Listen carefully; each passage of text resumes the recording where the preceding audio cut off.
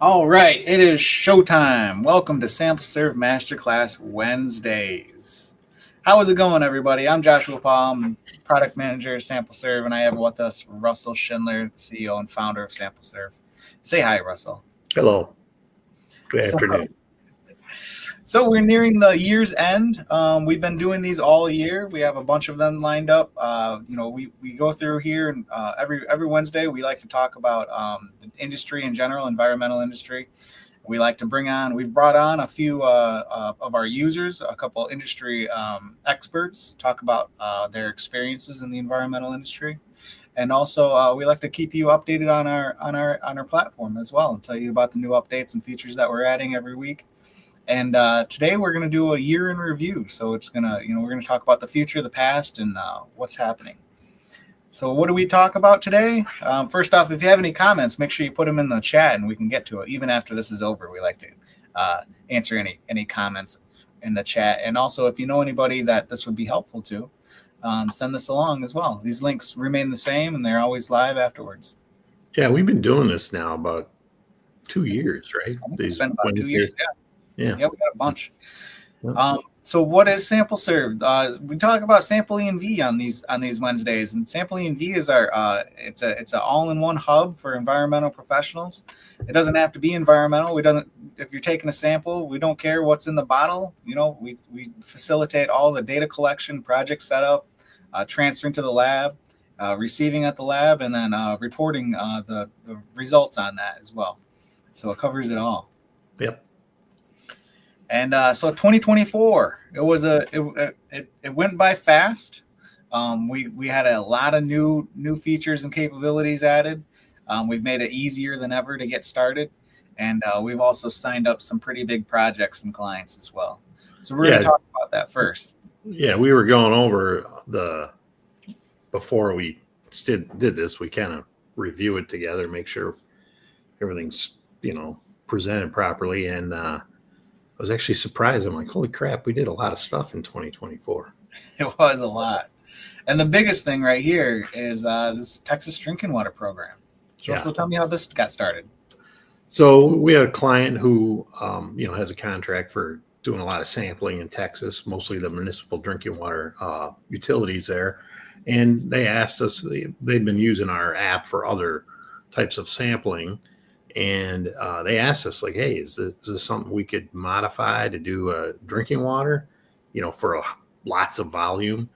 And yeah. And so we worked with them I think we started probably in 2023, like starting to work with them, but then really started getting heavy into the customization.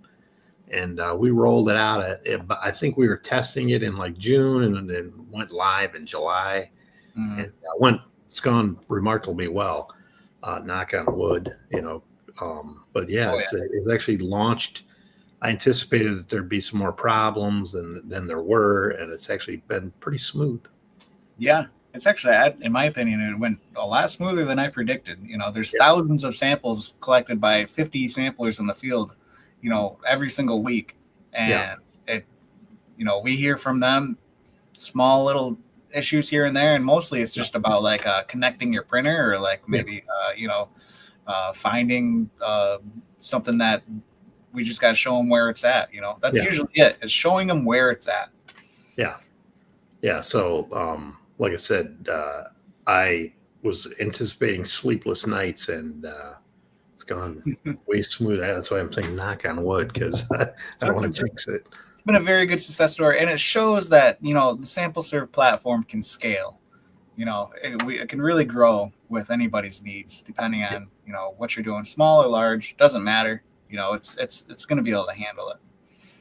And then on the next big push that we did about the middle of the year, SampleServe and In Situ. So we helped In Situ before in the past with their app, and we said, hey, like, we do low flow sampling. We got a low flow sampling calculator built into our app as well. Like, why not have your meters connect directly to our app, so you can essentially set it and forget it? Yeah, this is actually a feature that's probably been 7-8 years in the making. As soon as In Situ came out with their AT600, they actually had the AT500 before that was Bluetooth. Mm-hmm. And we had helped them kind of design the app and talk about the functionality of their app. And from that point on, we had planned on having our app, and I'm like, okay, well, we want to have a kind of going both ways. And, we finally got that connected. That was like in August or something like that. I think it was August. Yeah. Yeah. Yeah. So we finally got that connected, and there's been lots and lots of samples used on it. We were able to look at the data on who's using and everything like that. And we know that they've actually sold some meters because of the connectivity. People are like, oh, great. Yeah. If we're going to, we're already using your app, and we want to make sure we got a meter that's going to be compliant with that. So, so it's already helping them out with this partnership. We have win for both parties. We have some field techs. We even went out and followed a field tech in the field, took some video with him, and he was using the meter with the app, and he couldn't say anything bad about it at all. He loved it. He absolutely loved it. And it saves them so much time, and it makes your data so much accurate because the data is just coming directly from the meter. You don't have to retype anything, and it's automatic. It's actually very simple to set up, and you kind of you hit start sampling, and it just starts going, fills out all the information for you. You still need the in situ app in order to do your calibrations and all that stuff. We haven't taken on that challenge, but if you just want to use it for doing the recording, it works perfectly. Yeah, collecting data makes it really easy. And then the next one, geofencing and data validation. So geofencing, this came from some of our users, specifically the Texas people. They wanted to make sure that their field techs were actually at the correct location, because they're doing, they're going out and they're doing 50 different locations in one day. Sometimes, they're hopping from place to place to place to place. And, there's a chance that they could accidentally, select the wrong one and start collecting data on the wrong sample location. So we implemented geofencing, which is essentially your tablet knows where you are using its GPS, built-in GPS. And if the GPS that's tagged on that location is, if you're more than 50 feet or whatever distance you want it to be set to, a little pop-up will show up and tell you, hey, you're too far away from your sample location. Are you sure this is it? Yeah, I think because of the drinking water, the locations are, quarter mile apart. 50 feet was enough for them. But we got some clients that want it to be 10 feet or 5 feet or even, in between. So, and that's customizable by the user.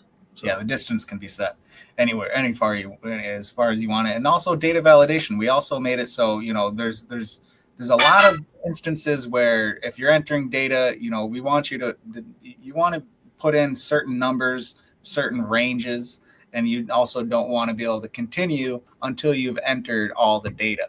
So this really cuts back on, missed data entry in the field, and also gets good data in, because it's nothing worse than going back in the office and realizing that, you either didn't collect something or you wrote it down wrong. And then it goes into the database, and now it's wrong in the database, and now it's wrong on the output. So good data in, good data out. Same thing. Yeah, it just keeps you from, typing in a pH of 15 or something like that. Right. It helps you kind of streamline that and making sure that the data input is going to, and then we're still doing a bunch of work on that, but, there is always new features that we can add, but to make the data validation even more user-friendly, but for right now, it's pretty good, and also increases the accuracy. Our next iteration coming out for this is going to give you all kinds of options for data validation. You're going to be able to control everything down to the individual numbers that you're putting in. Custom tests in multiple labs. So this is another thing. Custom tests really helps users with, especially with onboarding. We do have labs that work with us, but not all labs work with us, obviously. So before this, you'd have to, message us and say, hey, can you add a custom test that we need? It's not in your your generic laboratory. Can you add this for us? And we'd add it for it. It'd usually take 5 minutes for us to add those tests for you. But now you can just go in and add any custom test definition to your work scope that you'd like. You can set up the containers. You can give us the bottle count number, preservative, put in the method, give it a name, and now you can use that test on your work scope forever. It's just always going to be there in your list of tests, and you can always. And it's easy to do too. It's not don't have to It's not like you're programming anything. You just answer a couple of questions and boom, your parameters are in there. Yeah, it's 5 data points that you put in. And the nice thing is that once you put that in, that test now appears on your COC automatically. Yeah. And automatically appears on your printed bottle labels as well. So Yeah. you don't have to rewrite this test ever again once you put this in. Yeah, it's there on all your projects from that point forward. So right. And then also the ability to create multiple COCs in the field for different laboratories. So I know this doesn't happen all the time, but there are instances where you're going to be sending something here to this laboratory and then something to a different laboratory. Now we have in the wastewater and the drinking water, it's pretty common where they do sometimes these utilities have their own smaller in-house laboratory where they're doing some of their own analysis right there. Bacteria is one of the more common ones, but they'll send the chemistry ones over to a third-party lab, and this way they can go collect them all as one event, but they've earmarked the bacteria to be the chain of custody to go to their in-house lab, and then the other chemistry tests will go to the third-party outside lab, and it does those chain of custodies automatically when you set it up that way, and it just really saves a lot of time and a lot of hassle. Oh yeah. And moving on to that, we added new media to the platform as well, wastewater and drinking water, which is it's high volume, it's high frequency. These samples are being collected every single day, multiple samples every single day at drinking water and wastewater plants. And so we customized a couple things for them, specifically. So we improved our form capabilities so that you can do easy composite data capture.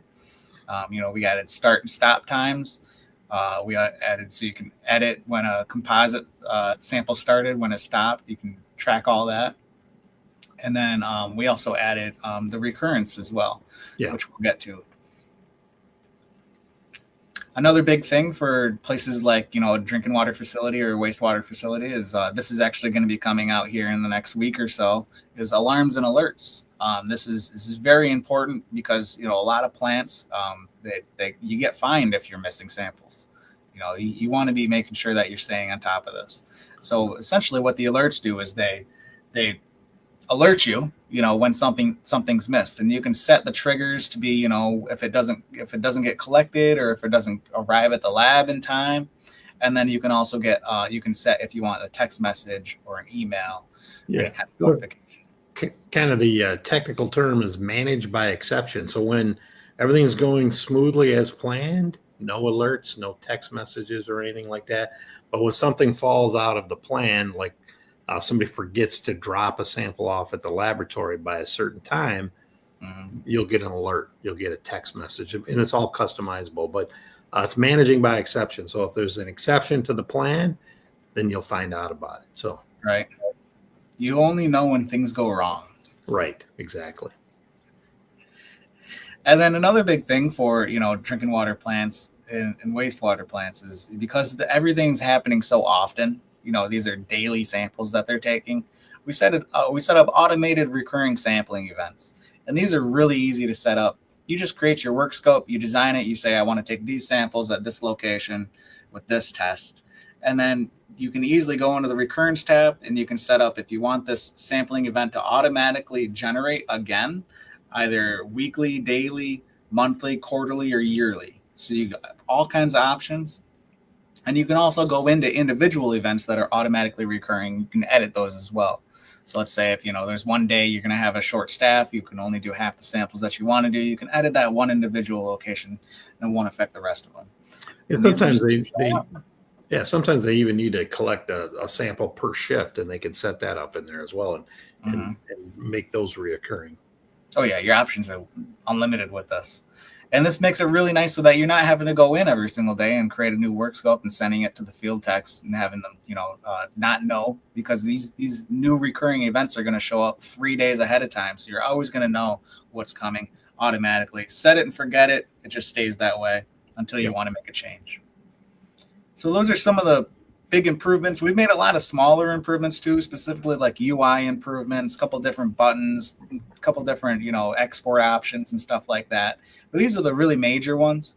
And we're continually working on new features. There's going to be new improvements to labs in the future. And I'm going to show you our SampleServe product roadmap here that's coming up for 2025. And these are, the dates on these are going to be, fluid, but these are definitely items that are on our list, and we're really looking forward to it. So Russell, tell us about these things that we're looking into. Yeah. So we're working on a supply and equipment rental where you're going to be able to just, we know when you set your project up in there, we know like what kind of, whether you're going to do low flow, you might need a meter and a pump from your rental company, and maybe some tubing and some filters if you're doing dissolved metals. We'll be able to scrape that information from your project setup and then be able to do one-click ordering. We're trying to get that built out here literally next month. May not, be completely on schedule, but we're working on that. And then the next thing is being able to do a screen recording. We've had a lot of customers. We essentially would be able to screen or watch a video of the person as they're entering data. And that allows you to make sure that they're following SOPs. We've had some issues with some people not following a standard operating procedure when they're collecting samples. Well, we actually have the ability to record the screen while they're entering data, and you can actually follow them as they're following the SOP or not following the SOP, right. And be able to kind of keep that on record so that you can verify later, if you want to go in and check that, like there's a problem with that sample or result, you'll be able to just go back and watch the video and see that they were at the right place, right location, took the right pictures. And then, so it just really makes the data recording more accurate. And there are some organizations out there that do auditing of field sampling people, and this will be very useful to them. So they don't necessarily have to go and watch them in person, but they can actually do a remote audit and just assure that they're sampling according to the proper SOPs. And then we're working on a soil boring logging function and also be able to build cross sections from those soil boring logs. We've got some great concepts on making this logging very simple, and I think everyone's going to love it. And then there's a way to calculate hydraulic conductivity. We already have the algorithms and everything like that. We just need to build it out and calculate hydraulic conductivity every time you collect a low flow sampling. So if you think about low flow sampling, it's like a little mini pump test. The water gets drawn down and what the flow rate is. Making sure that you're measuring drawdown and flow rate very accurately are going to be important. So that's going to be up to the user to make sure that they're accurately measuring drawdown. But then we'll be able to give you a hydraulic conductivity valuation value right after you're done sampling. And then for those people that subcontract out their sampling, SampleServe started as a third-party sampling company. There's other third-party sampling companies out there. It's becoming more and more of a popular thing. You'll be able to actually bid and get quotes for third-party sampling right through our platform, because you're going to set up your project and say, hey, I need some bids from qualified contractors. We'll make sure that everyone's following their SOPs because of all these other things we're building out. So we'll only have qualified contractors, and then you'll be able to get bids on those. So that'll help facilitate some sampling projects. And then, what we're really shooting for is being able to take all that data and be able to do some types of predictive analysis, fate and transport modeling on groundwater projects, even would be applicable on wastewater and drinking water projects, where you're going to be able to look at data and evaluate trends and predict certain events and, transports and problems using that data. And AI and machine learning. So that's really where we're headed, is be able to do that type of evaluation very quickly and easily. If you want to know what your contamination at a particular site looks like 5 years from now, you'll be able to just simply ask the AI, and it will be able to draw you a very accurate prediction of what that'll look like. Yeah. And so what happens if you don't go digital by 2025, Russell? Well, you're not going to die, but you may go out of business.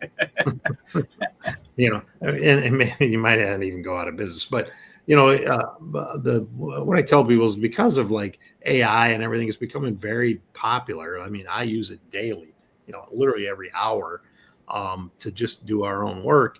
And it's really pushing people into the digital world, right? I mean, the people, people say AI is going to put people out of business. Well, it's actually people who it's only going to put people out of business that don't use AI, who aren't Exactly. using digital products. You're going to be at a severe disadvantage if you don't use digital products and digital techniques, including AI, going forward. And it helps you do everything that we've really talked about. It helps you be more efficient, makes your data that you're inputting more accurate. Using those alerts that we talked about, if this bacteria sample hasn't been dropped off at the lab by 1:00, I want a text message. It keeps you, compliant with all the stuff you're supposed to do. It helps you not forget things or, miss things. So if you don't use it, you're going to be at a competitive disadvantage. And I'm not just talking about consulting companies. I'm talking about even the customers that are that you're working for. They're going to be at a disadvantage. They're going to get more fines and penalties, or maybe they're going to run a treatment system way longer than they really need to run a treatment system.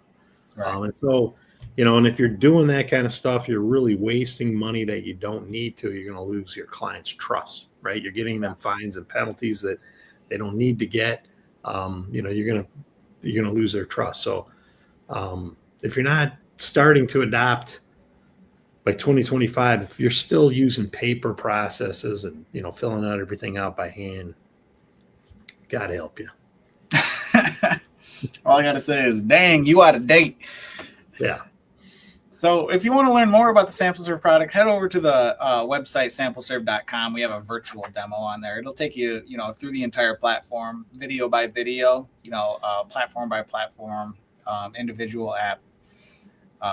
So nice short videos. Take you about 25 minutes to go through the whole thing. You'll get a great idea of how it happens. And you can also schedule a demo. We'll show you how it works in real time as well. Help you set up your projects. You can be out sampling with our field app in, a couple days, if not next day. So, after this, I think we're next masterclass will be probably mid-January. Yeah. And somewhere early in January. Yeah. And I wish everybody a Merry Christmas and a Happy New Year.